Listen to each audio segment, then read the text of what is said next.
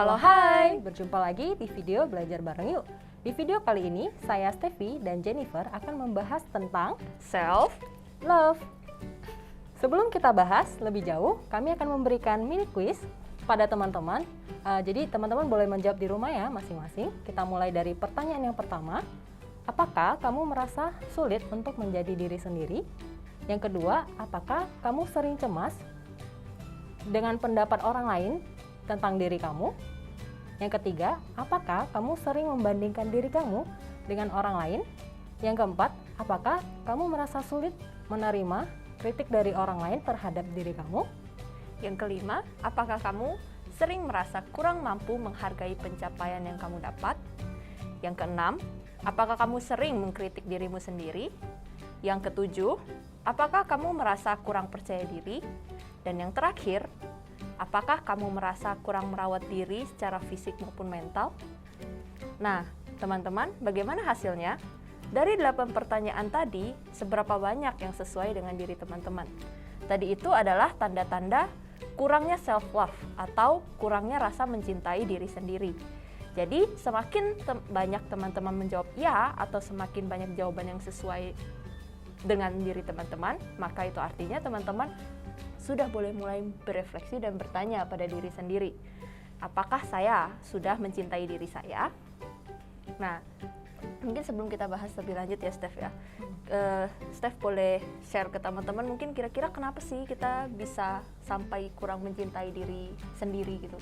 Oke, kalau menurut aku ya Jen ya, sepengetahuan aku sih ada beberapa hal nih alasan kita menjadi kurang mencintai diri sendiri, yaitu pola asuh yang kurang tepat dari orang tua, terus kita memiliki lingkungan pertemanan yang negatif, terus mungkin karena pengaruh budaya, adanya pengalaman traumatis, terus belum mengenal diri sendiri, dan sebenarnya masih banyak lagi sih Jen yang bisa menjadi penyebab kita tuh kurang mencintai diri kita sendiri, bahkan bisa jadi self-hate gitu. Oh, iya betul banget sih, jadi memang yang bikin kita bisa sampai kurang mencintai diri sendiri itu banyak banget faktor yang mempengaruhi ya. Bisa aja nggak cuma satu faktor yang bikin kita jadi nggak suka dengan diri kita sendiri kayak gitu ya kan. Nah terus mungkin sebelum kita lanjut lebih dalam lagi nih Steph, kita perlu samakan persepsi dengan teman-teman terlebih dahulu kali ya. Kayak kita harus beritahu ke teman-teman tentang apa sih self love yang kita maksud di bahasan kita yang hari ini ya kan. Jadi self love yang kami maksud itu jelas bukan self love yang menjadi egois ya kan, jadi kayak saya mencintai diri saya ya saya nggak peduli orang lain, bukan ya, bukan self love yang seperti itu ya. Tapi self love yang kami maksud adalah keadaan di mana kita menghargai diri kita atas tindakan-tindakan yang kita lakukan. Tindakan yang seperti apa? Yaitu tindakan-tindakan yang mendukung perkembangan fisik kita, mental kita, maupun spiritual kita kayak gitu. Dan self love yang kita maksud di sini juga merupakan salah satu bentuk penerimaan diri apa adanya juga ya Steph ya.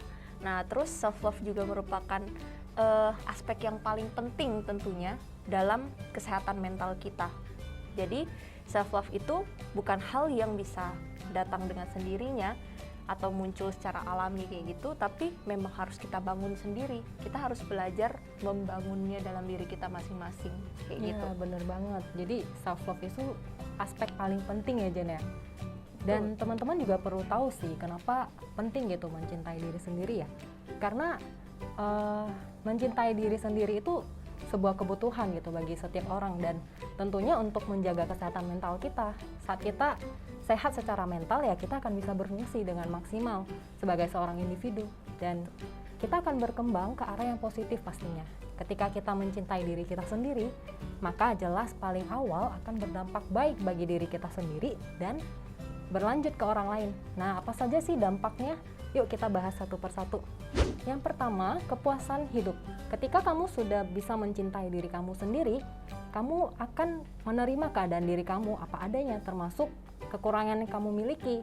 Kamu juga bisa menerima apapun yang terjadi pada diri kamu, suka maupun duka. Dan ketika kamu sedang dalam keadaan duka pun, kamu tahu bahwa kamu mampu dan kamu punya kelebihan gitu untuk dijadikan modal untuk melewati masa sulit yang kamu alami, dan kamu pastinya bisa lebih bersyukur dan juga kamu akan lebih puas dengan kehidupan kamu.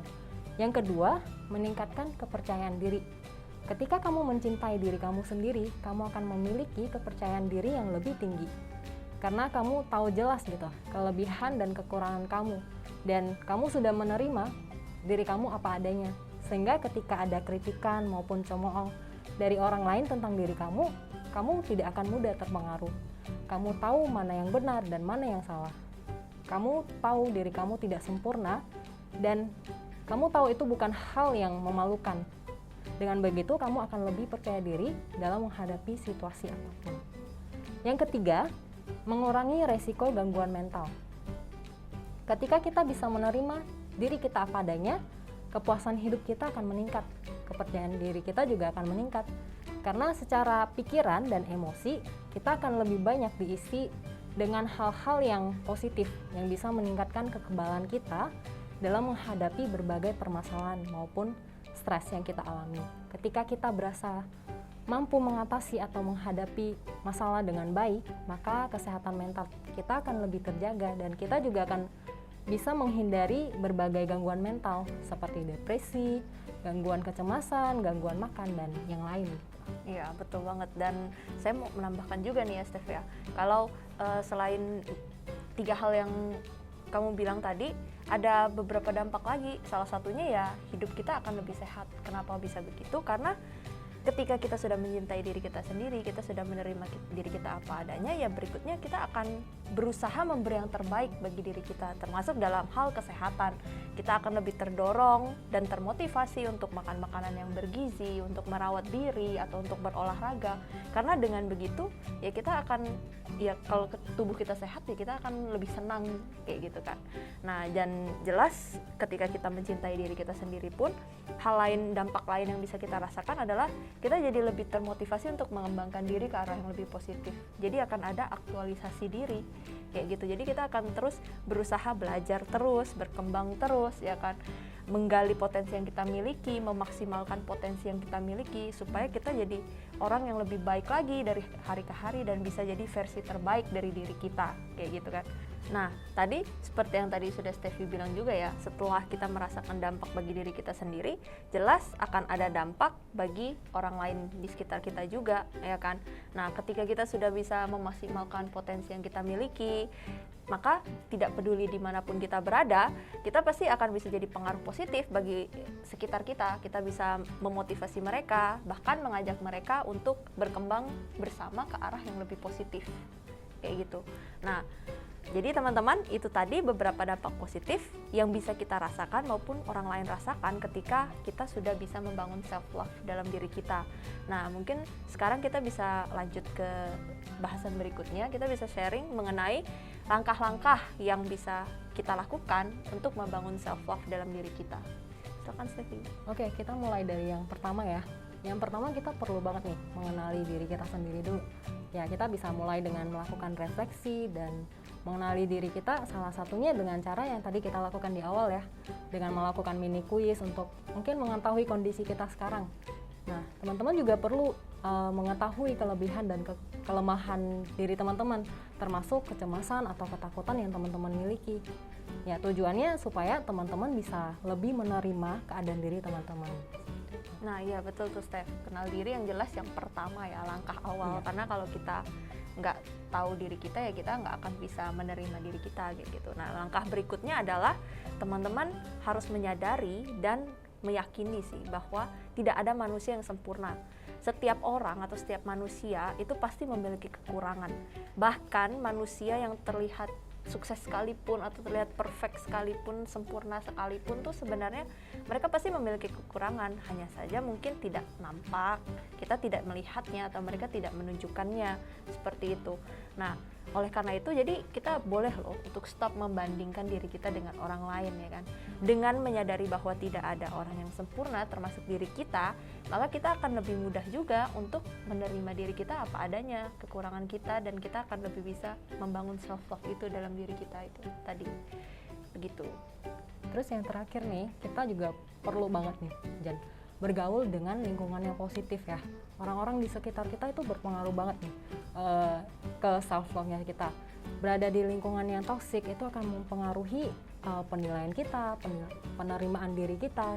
Jadi kita perlu banget memilih lingkungan yang saling mendukung apapun kondisi kita dan apapun yang ingin kita lakukan.